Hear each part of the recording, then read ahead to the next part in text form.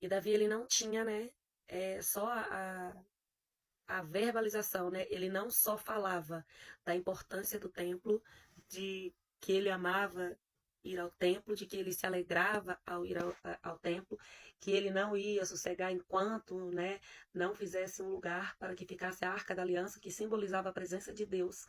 Davi, ele não ficou só nas palavras. Deus disse para ele que ele não ia poder construir um templo, porque Davi, ele matou muita gente, né? Ele era um rei que lutava muitas guerras, matou muitas pessoas, então as suas mãos eram sujas de sangue. Ele não era apto para construir o templo. Só que mesmo assim ele não ficou parado esperando o tempo passar. Ele construiu tudo o que ele podia. Ele juntou, né? Ele juntou tudo o que ele podia, tudo o que ele conseguiu antes da sua morte e deu as instruções para que Salomão, o seu filho, viesse a construir o templo. E foi o próprio Deus que falou para Davi que ele não ia construir o templo, mas que seria Salomão. Só que, mesmo assim, Davi não deixou para que Salomão fosse atrás dos materiais. Davi, ele literalmente, ele realmente fez tudo o que ele podia, porque ele tinha uma sede insaciável de construir um templo de fato para que o Senhor viesse fazer morada. Então a gente precisa entender que realmente a Bíblia diz em João 14 que o Senhor, ele fez, né, ele decidiu, isso é glorioso demais, fazer morada em nós, né? O Espírito Santo, ele habita em nós. A Bíblia diz que Deus, ele não habita em templos feitos por mãos humanas. Porém, isso não anula a necessidade da igreja na sociedade. Entende? Então, nós não podemos simplesmente dizer que nós vamos cultuar ao Senhor na nossa casa, porque nós precisamos cultuar Ele na nossa casa e na igreja.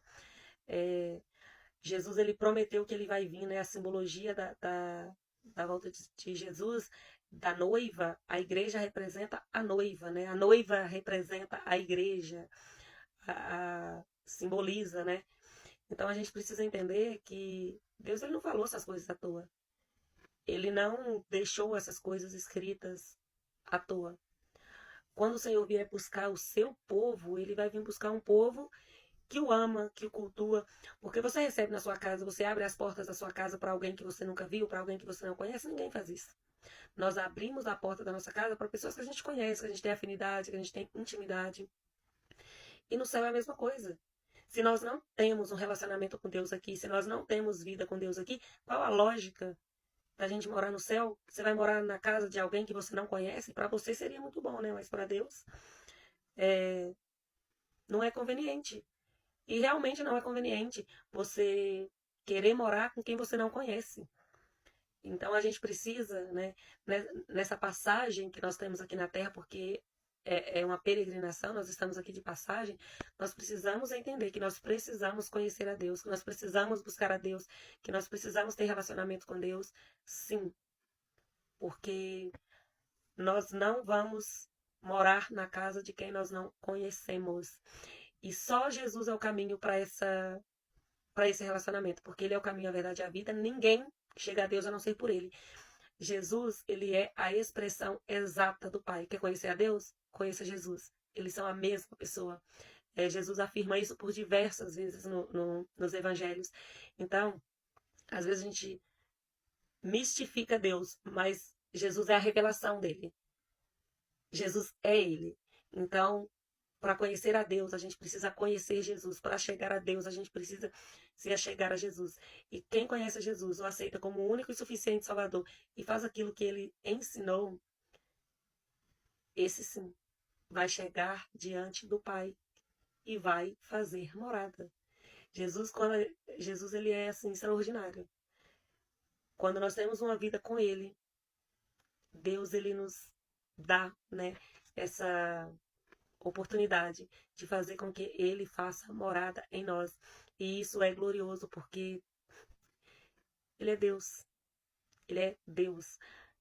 Nós precisamos entender que aquele sacrifício na cruz, ele tinha um propósito. E Jesus cumpriu o propósito dele. e nós precisamos cumprir o propósito que Deus determinou para a nossa vida. Não existe comunhão sem intimidade. Nós precisamos da igreja, é na igreja que nós crescemos, é na igreja que nós somos confrontados, é na igreja que nós somos alertados, é na igreja que nós somos ensinados, é através da igreja que o Senhor revela a sua vontade na terra. Foi ele que escolheu assim, ele decidiu assim e ele sabia o que ele estava fazendo. Procure uma igreja, busque a Deus, porque a salvação é a coisa mais importante da nossa vida. E nós precisamos aprender que nós temos que viver em santidade, porque sem santidade ninguém verá o Senhor. E o que é santidade, né? É viver separado das coisas erradas. Nós precisamos negar a nós mesmos para fazer a vontade de Deus, porque no final nós só vamos estar fazendo bem para nós mesmos, porque Deus ele continua sendo Deus. A gente vivendo em pecado ou não, a gente indo para o inferno ou não, a gente não tendo vida com Deus ou não, para ele não muda nada.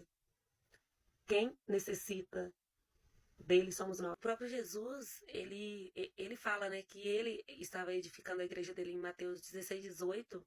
Ele diz que ele estava edificando a sua igreja, que as portas do inferno não prevaleceriam contra ela. E, de fato, a igreja tem sido tentada, né, tentaram destruir a igreja desde o seu fundamento, mas ela cresce cada vez mais, porque não é sobre nós, mas é sobre aquilo que nós representamos na terra. Então a gente precisa tomar muito cuidado com o que a gente está perseguindo. Quando quando Saulo perseguia a igreja, quando Jesus se revela a ele, Jesus não fala por que você está perseguindo essas pessoas. Jesus fala para ele, Saulo, Saulo, por que tu me persegues? Então a perseguição não é contra as pessoas que fazem parte de uma igreja. A perseguição é contra o próprio Cristo. A nossa única responsabilidade é ter de fato uma vida com Deus, que o resto ele resolve. Se for preciso fazer cair do cavalo, ele faz, porque ele tem todo o poder. Mas a gente precisa entender que é muito sério a igreja, por mais que tenha sido banalizado, por mais que tenha virado piada, por mais que algumas pessoas de fato, como que eu posso dizer, fez com que isso se tornasse algo para se brincar, é muito sério. A igreja é algo muito sério. Porque não é sobre nós. Não foi o homem, não foi uma instituição que o homem quis criar. Eu estou falando da igreja do Senhor como um todo, não de uma placa de igreja única, entende? E a gente precisa entender a seriedade da igreja, a gente precisa entender que a gente precisa sim ir no templo, a gente precisa sim participar dos cultos, a gente precisa sim procurar viver em comunhão. A gente precisa sim, porque o Senhor ele se revela de várias formas, mas quando você vê alguém ser curado, normalmente é na igreja. Foi na igreja que Deus disse para mim que estaria dando a cura pro meu irmão. Foi na igreja que o Senhor me revelou que ele ia fazer aquilo que eu tinha pedido para ele, que era arrumar um emprego. Eu orei numa sexta, ele falou no sábado e se cumpriu na segunda. Foi um instantâneo.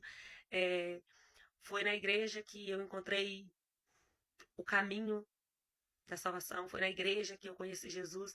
Foi na igreja que o Senhor me deu provisões. Foi na igreja que o Senhor me deu palavras de destinos. É nas igrejas que as pessoas são libertas, são curadas, que as pessoas são exortadas, são ensinadas. É na igreja que nós entendemos o verdadeiro sentido do Evangelho. Busque sim uma igreja, porque o Senhor em breve vem. E ele vem buscar a sua igreja. E Davi não tinha esse esforço todo à toa. Ele sabia que tinha coisas que só poderia acontecer no templo. O homem, segundo o coração de Deus, via essa necessidade. Então a gente também precisa entender que há uma necessidade, porque nós nem somos conhecidos segundo o coração de Deus. Nós somos inteiramente necessitados da sua graça e da sua misericórdia para levar a sua palavra. Que Deus te abençoe.